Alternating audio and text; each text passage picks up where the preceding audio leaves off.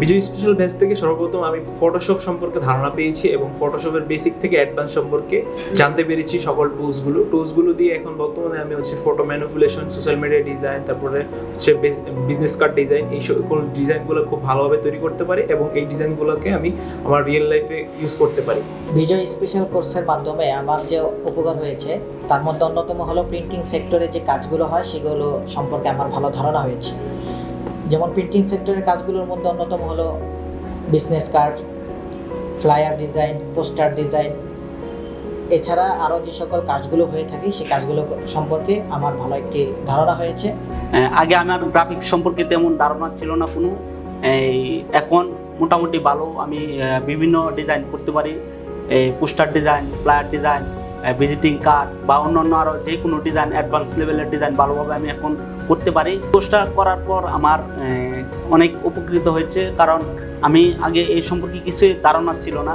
সর্বপ্রথম আমি বলতে চাই বিডি কলিংয়ের পরিবেশ সম্পর্কে, কারণ ফার্স্ট যখন আমি বিডি কলিংয়ে ভিজিট করি তখন বিডি কলিং সর্বপ্রথম মেইন জিনিসটা আমার পছন্দ হয়েছে বিডি কলিংয়ের এনভায়রনমেন্ট এবং তাদের ল্যাব ফ্যাসিলিটিস।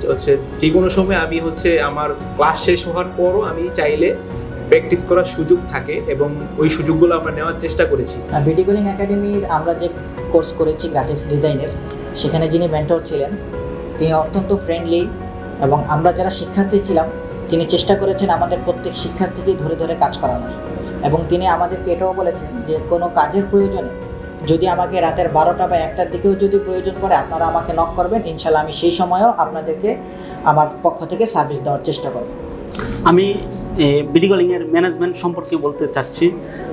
ম্যানেজমেন্ট থেকে যে ফ্যাসিলিটি পেয়েছি আমরা, সেটা কি বলবো, আমরা যদি কখনো না আসি ক্লাসে, কোনো দিন না আসতে পারি, তখন ম্যানেজমেন্ট থেকে আমাদের ফোন দেওয়া হয় কেন আসতে পারি নাই, কেন করতে পারি নাই।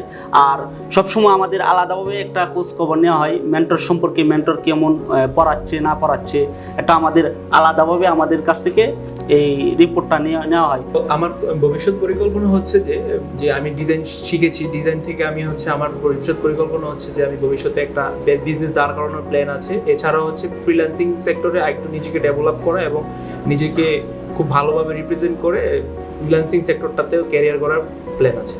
এই কোর্স শেখার মাধ্যমে আমার মূলত যেটা করার ইচ্ছা সেটা হলো প্রিন্টিং সেক্টরে আমি কিছু করার ইচ্ছা আছে।